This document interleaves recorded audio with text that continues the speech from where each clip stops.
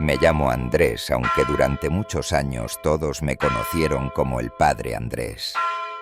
Hoy en 2025 tengo 74 años, pero la historia que voy a contarles comenzó mucho antes, en 1976, cuando apenas tenía 25 años y llevaba 3 como sacerdote recién ordenado.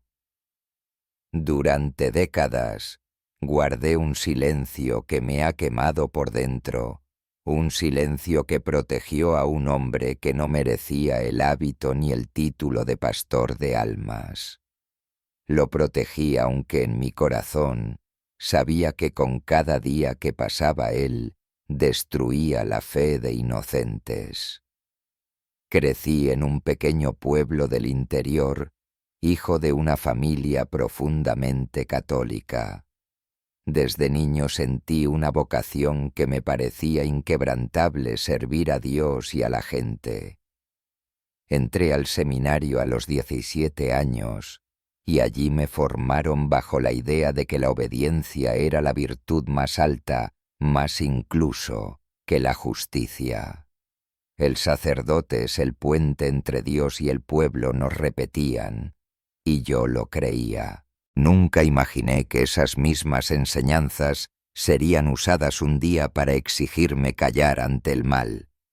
Mi primer destino pastoral fue la parroquia de San Miguel en Río Claro, un templo antiguo de paredes encaladas y bancos de madera desgastados.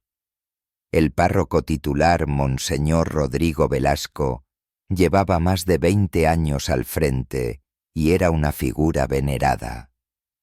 Alto de voz grave, con esa mirada que parecía atravesarte todo en él, inspiraba respeto. O al menos así lo vi los primeros meses. Los feligreses lo llamaban Padre Santo y su palabra era ley. Yo era ingenuo, estaba lleno de entusiasmo por aprender. Me asignaron tareas sencillas: dirigir el catecismo de los niños, visitar enfermos, celebrar misas pequeñas.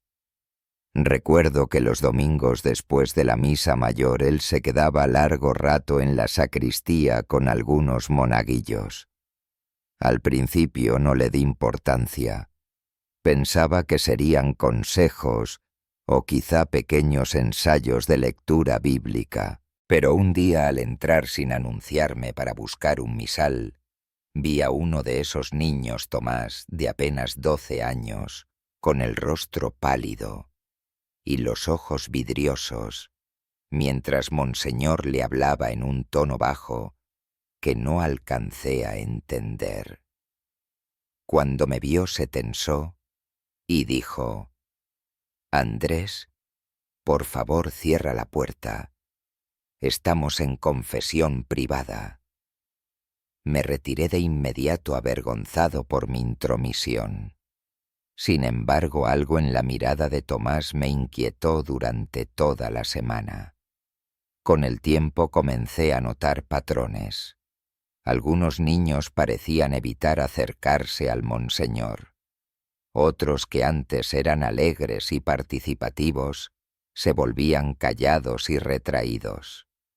Incluso los padres, cuando eran citados para hablar sobre la formación de sus hijos, salían con rostros extraños, como confundidos o tensos. Una tarde, mientras revisaba el inventario de la sacristía, escuché pasos y risas nerviosas en la habitación contigua. La puerta estaba entreabierta. Vi a Monseñor sentado muy cerca de un adolescente, su mano sobre la rodilla del muchacho, con esa sonrisa que yo ya empezaba a temer. No fue una caricia accidental, fue intencional. Me quedé paralizado. Él levantó la vista y me vio. «¿Necesitas algo, padre?», Andrés preguntó con una calma estudiada. Apenas pude balbucear que buscaba las velas nuevas y me fui. Esa noche no dormí. Tenía la mente llena de preguntas, de imágenes que no quería ver. Pero la voz del seminario resonaba en mi cabeza. La obediencia protege la unidad de la Iglesia. Nunca cuestiones públicamente a tu superior. Me convencí de que tal vez había interpretado mal, que no debía juzgar sin pruebas. Pocos días después, Tomás dejó de asistir al catecismo. Su madre dijo que no estaba bien de salud. Luego supe que la familia se había mudado apresuradamente a otra ciudad.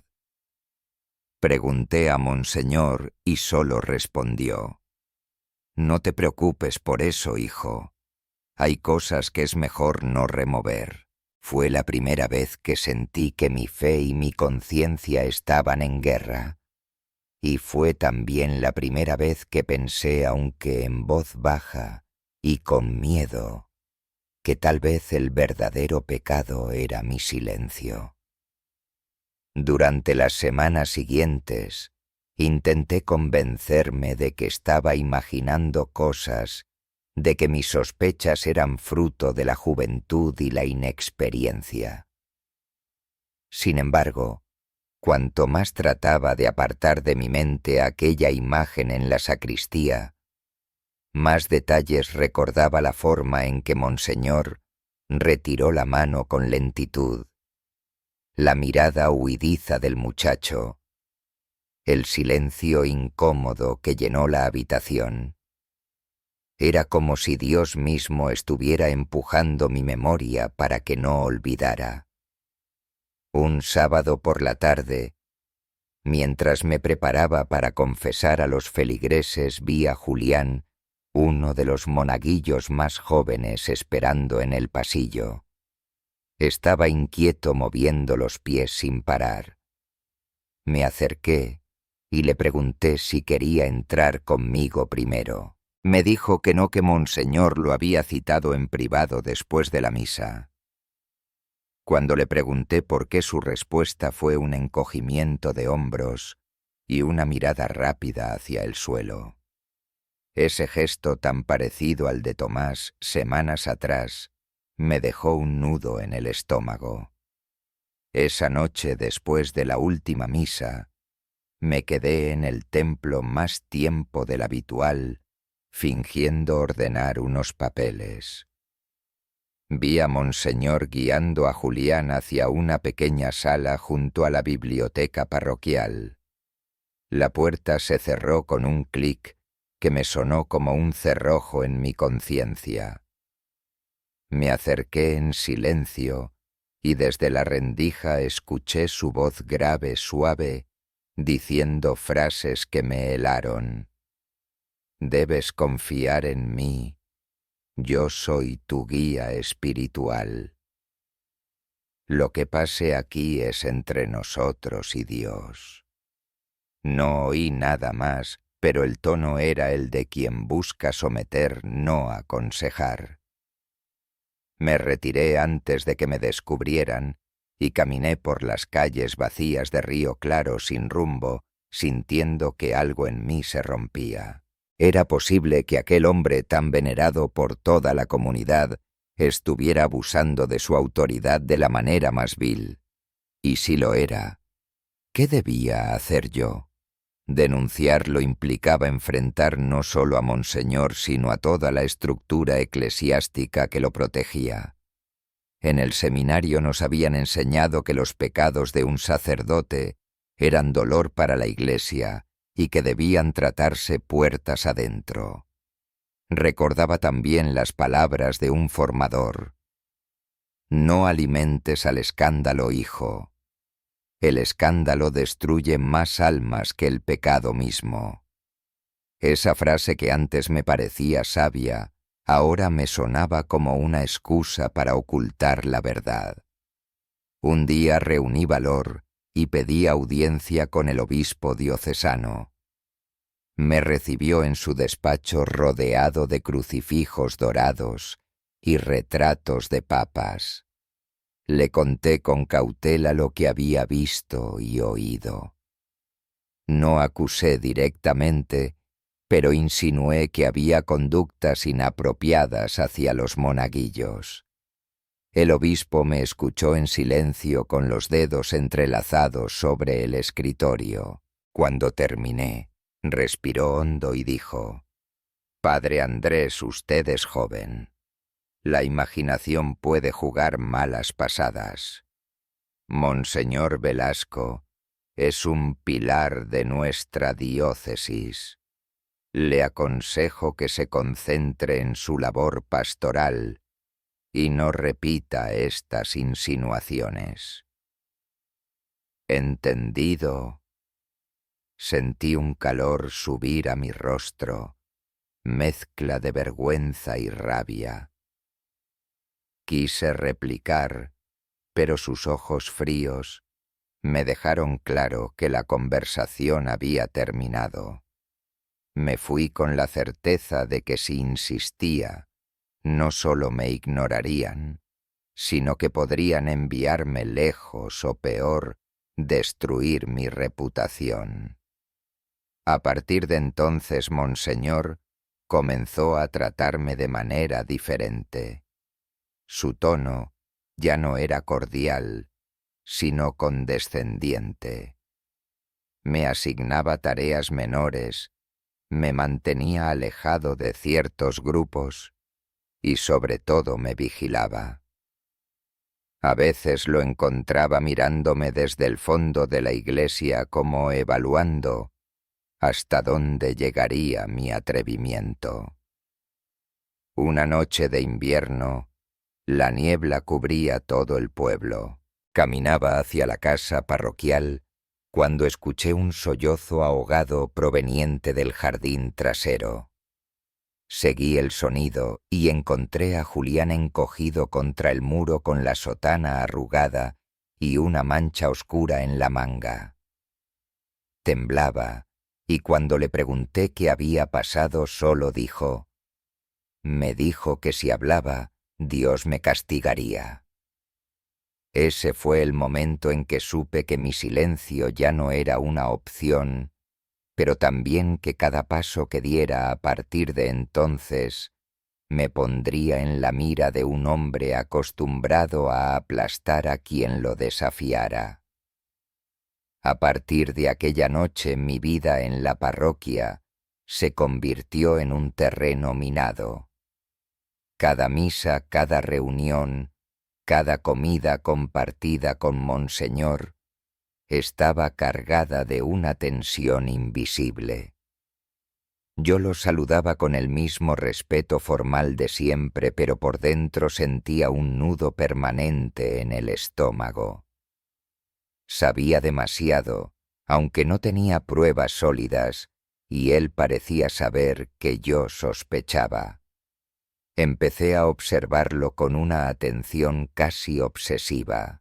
Llevaba un registro mental de las ocasiones en que se quedaba a solas con los monaguillos de los cambios repentinos en las tareas litúrgicas para colocar a ciertos niños a su lado de las salidas a visitar familias que siempre coincidían con hogares vulnerables.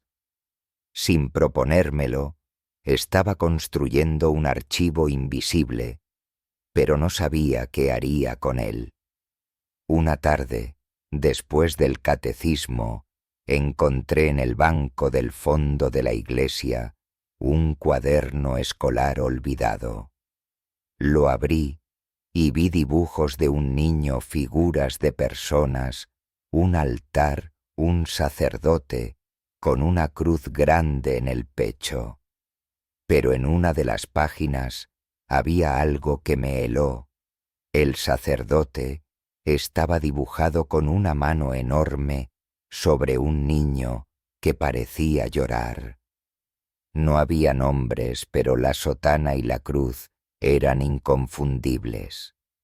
Era el tipo de prueba que en otro contexto sería demoledora, pero también sabía que en manos equivocadas se convertiría en nada más que un garabato malinterpretado, Esa misma noche, mientras cenábamos en silencio en la casa parroquial, Monseñor me miró fijamente y dijo con una sonrisa apenas perceptible a Andrés en la iglesia: «Hay cosas que se ven y cosas que se callan.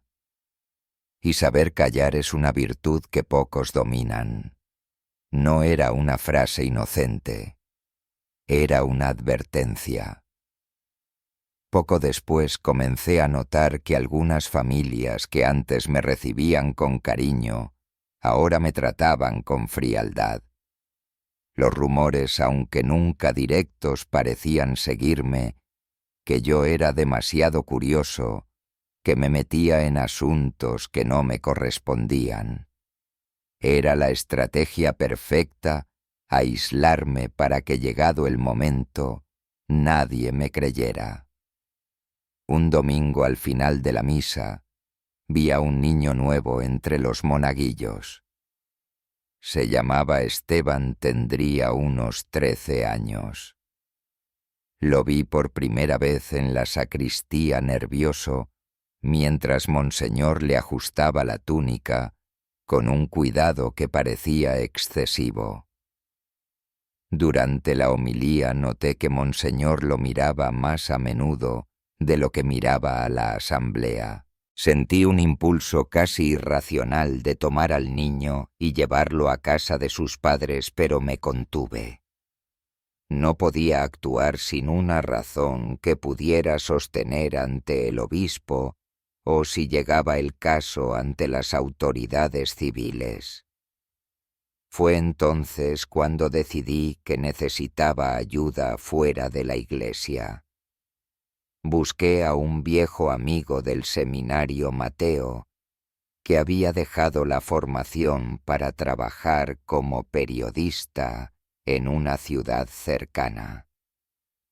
Nos encontramos en un café, lejos de Río Claro. Le conté lo que había visto, lo que sospechaba, y le mostré el cuaderno escolar con el dibujo. Mateo me escuchó sin interrumpir, pero al final dijo: «Esto es serio, Andrés, pero si lo publicamos sin pruebas contundentes, él te va a destruir. Y si tiene tanto poder como dices, no solo te va a destruir a ti, también a las familias de esos chicos».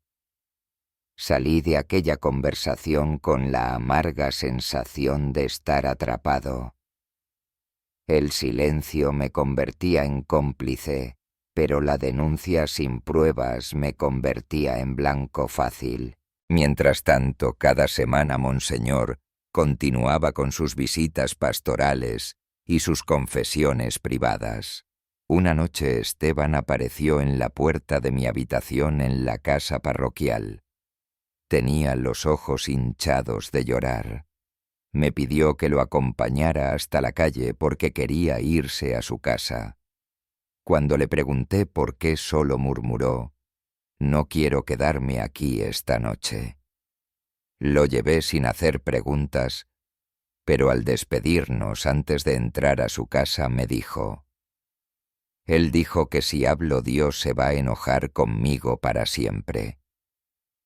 Ese fue el instante en que mi miedo cedió ante una certeza: si no hacía algo pronto, no solo Esteban, sino muchos otros seguirían viviendo en esa sombra, y yo ya no podría decir que no lo sabía.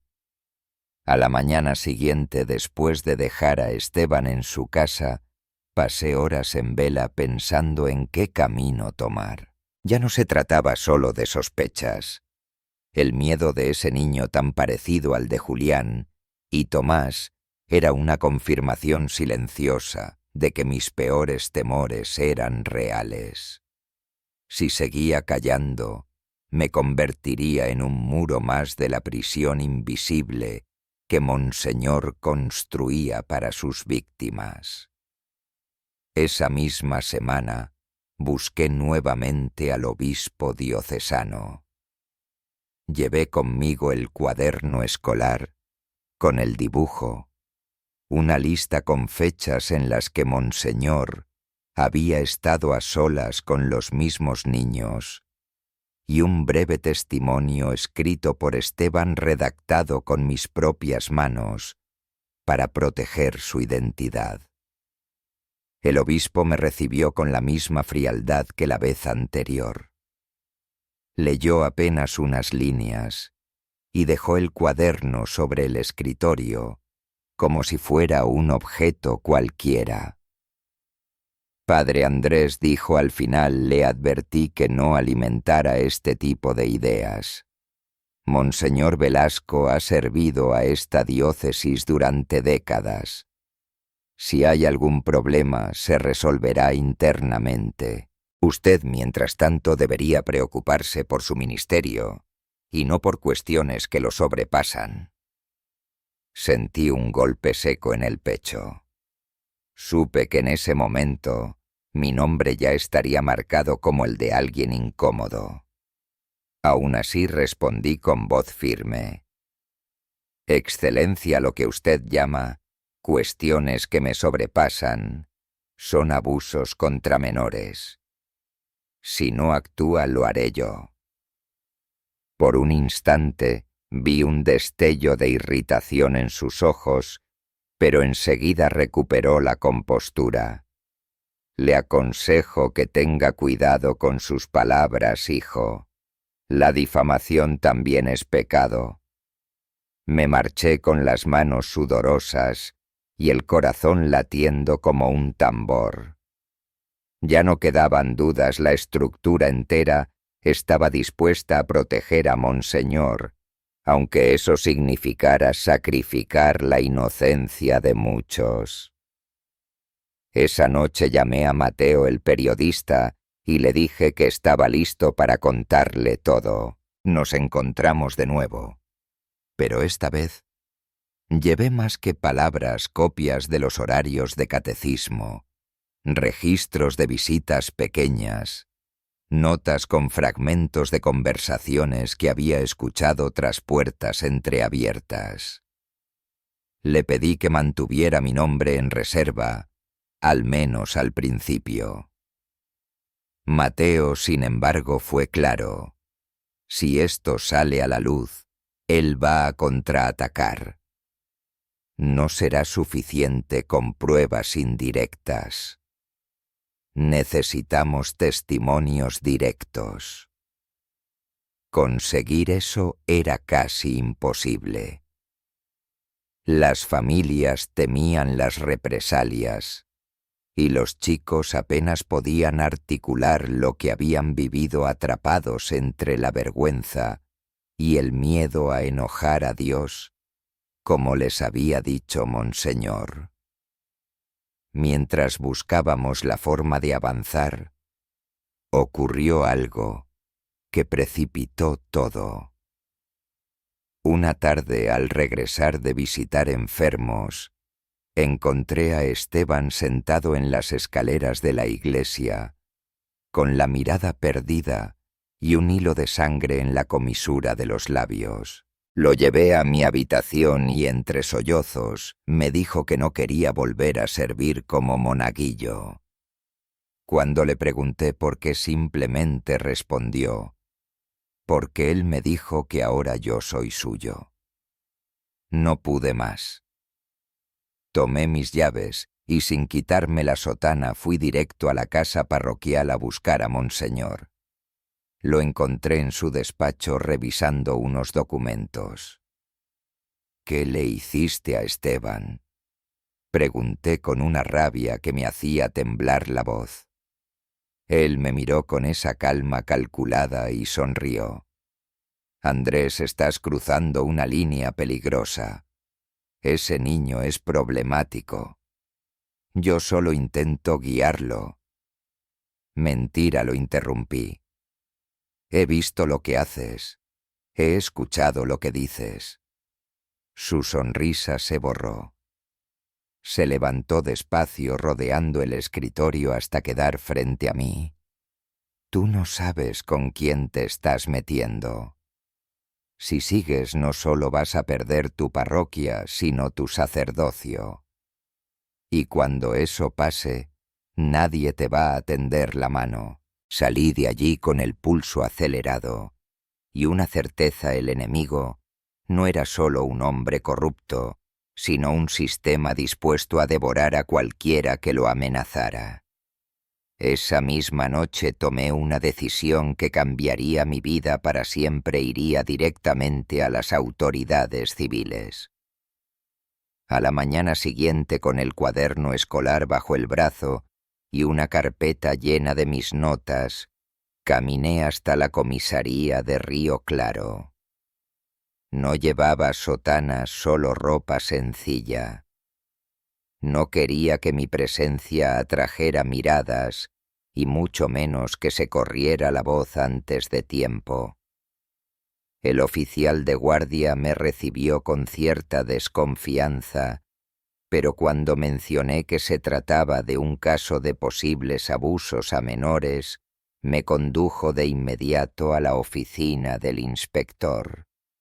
Allí relaté todo lo que sabía desde el día en que vi a Tomás en la sacristía hasta la amenaza velada que Monseñor me lanzó la noche anterior.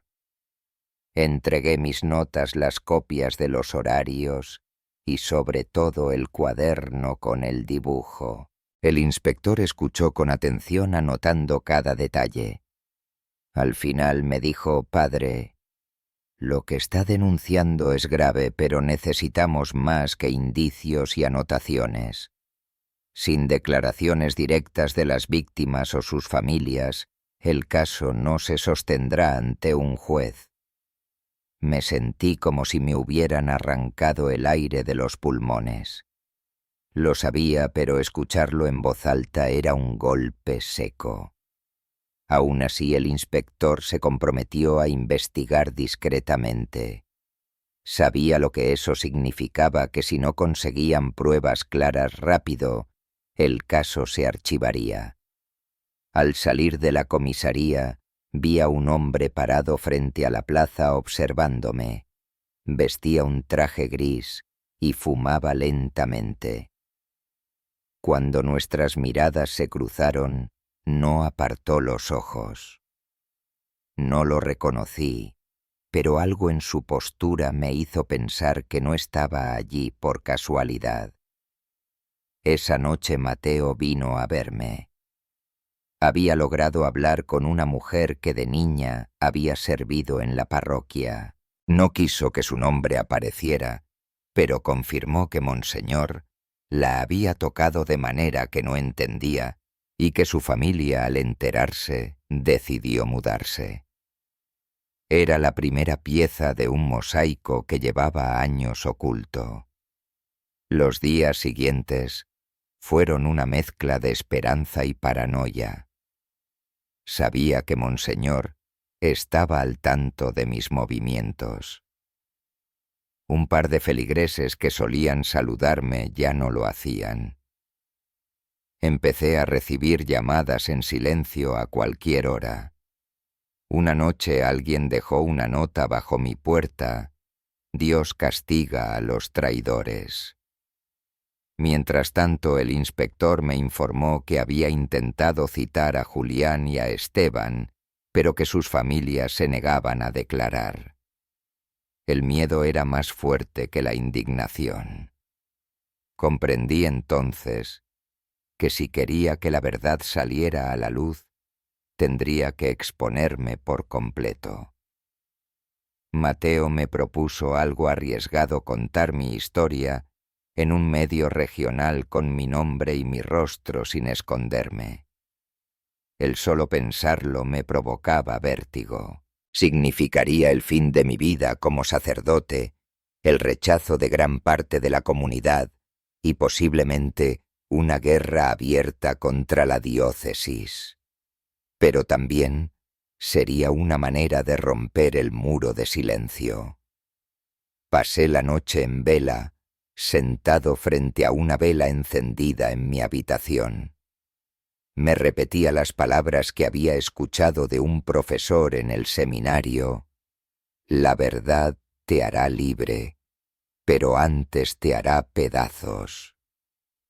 Esa frase nunca tuvo tanto sentido como ahora.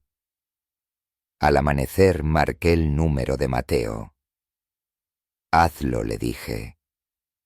Contaremos todo, con nombres, con fechas, sin esconder nada. Él no dijo. ¿Estás seguro? Sabía que si había tomado esa decisión, era porque ya no había vuelta atrás. 2 semanas después, el reportaje salió publicado. La portada mostraba mi fotografía con el titular «Ex sacerdote denuncia abusos y encubrimiento en Río Claro».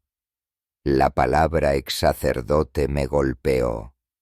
No era oficial aún, pero sabía que la Iglesia no me perdonaría esta traición a su pacto de silencio. Ese mismo día, la diócesis emitió un comunicado calificando mis declaraciones de falsas, calumniosas y dañinas para la unidad de la comunidad. Monseñor Velasco, en cambio, se presentó como víctima de una campaña en su contra y dijo que me compadecía porque había perdido el rumbo espiritual. Pero lo que no esperaban era lo que ocurrió después. Otras voces comenzaron a levantarse. Una mujer de unos 40 años llamó al periódico afirmando que cuando tenía 13 Monseñor la citó para darle consejos espirituales y terminó tocándola de forma inapropiada. Un hombre antiguo seminarista relató castigos humillantes y acercamientos indebidos. Poco a poco, las historias se multiplicaron y con ellas la presión sobre la diócesis. En medio de todo, yo vivía en un estado de alerta constante. Cambié de casa, reduje mis salidas y me movía siempre con precaución. Había iniciado una guerra contra un hombre poderoso y contra un sistema que lo respaldaba, y sabía que las represalias podían llegar en cualquier momento. Pero por primera vez en años, sentía que estaba haciendo lo correcto. La publicación del reportaje fue como abrir una compuerta que había estado oxidada durante décadas. Durante las primeras semanas, el periódico recibió decenas de llamadas y cartas. Algunas eran mensajes de apoyo agradeciendo que alguien finalmente hablara. Otras, en cambio, eran insultos disfrazados de defensa de la fe, acusándome de enemigo de la Iglesia y de inventar historias para llamar la atención. Pero lo más importante era que cada día aparecían más testimonios y con ellos el cerco alrededor de Monseñor se estrechaba. Mateo me mantenía informado de cada nueva denuncia. Una exmonja que había servido en la parroquia a finales de los años 70 relató cómo Velasco utilizaba el confesionario para hacer preguntas sexuales en nombre de la purificación. Un hombre de mediana edad recordó que cuando era monaguillo, él y otros niños eran llevados a retiros improvisados donde nadie más tenía acceso. Todos los relatos coincidían en patrones inquietantemente similares: aislamiento, manipulación espiritual y amenazas veladas de condena eterna. La presión mediática llegó a tal punto que la diócesis no pudo seguir ignorándolo. El obispo convocó una rueda de prensa en la que anunció la apertura de una investigación interna. Sus palabras sonaban formales, casi frías, pero yo sabía que aquello solo había ocurrido porque la opinión pública estaba mirando. Sin embargo, la investigación de la Iglesia avanzaba a paso lento, como si esperaran que la tormenta se calmara. Fue entonces cuando la Fiscalía Provincial anunció que tomaría cartas en el asunto. Alguien dentro de la policía había filtrado partes de mis declaraciones y junto con los nuevos testimonios decidieron abrir un expediente. El inspector que me había escuchado meses atrás me llamó para decirme que ahora sí tenían base para interrogar oficialmente a Monseñor. No pasó mucho tiempo hasta que llegó el día que nunca imaginé verlo cara a cara en un entorno público sin la protección de los muros parroquiales. Fue en una audiencia preliminar en la que debía comparecer ante las autoridades civiles. Entró en la sala con paso lento, pero su mirada seguía teniendo el filo de siempre. Cuando sus ojos se cruzaron con los míos, me lanzó una sonrisa fría, como si aún creyera que podía intimidarme. «Padre Andrés», dijo en voz baja al pasar junto a mí con ese tono cargado de veneno, «aún no sabes con quién estás jugando». No respondí. Sabía que cualquier palabra mía en ese momento era un regalo para él. En lugar de eso me mantuve erguido recordando el rostro de Esteban, de Julián, de Tomás y de todos aquellos que habían vivido en silencio su propio infierno. Los meses siguientes fueron un torbellino. Declaraciones, careos, revisión de documentos antiguos, incluso la aparición de una carta fechada en 1974 en la que un sacerdote advertía al obispo sobre conductas inapropiadas de Velasco. En el margen de la carta, una nota manuscrita, asunto tratado internamente. Era la prueba de que lo sabían desde mucho antes de mi llegada a Río Claro y que aún así lo habían protegido. La defensa de Monseñor intentó desacreditar a cada testigo diciendo que los recuerdos eran vagos, que las fechas no coincidían, que todo era parte de una conspiración.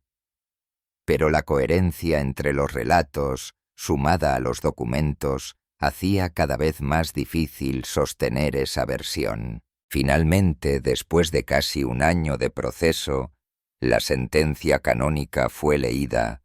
Monseñor Rodrigo Velasco quedaba destituido del estado clerical. Ya no podría ejercer como sacerdote ni usar el título de monseñor. Era una victoria simbólica, porque en el ámbito civil muchos de sus delitos habían prescrito y no enfrentaría cárcel.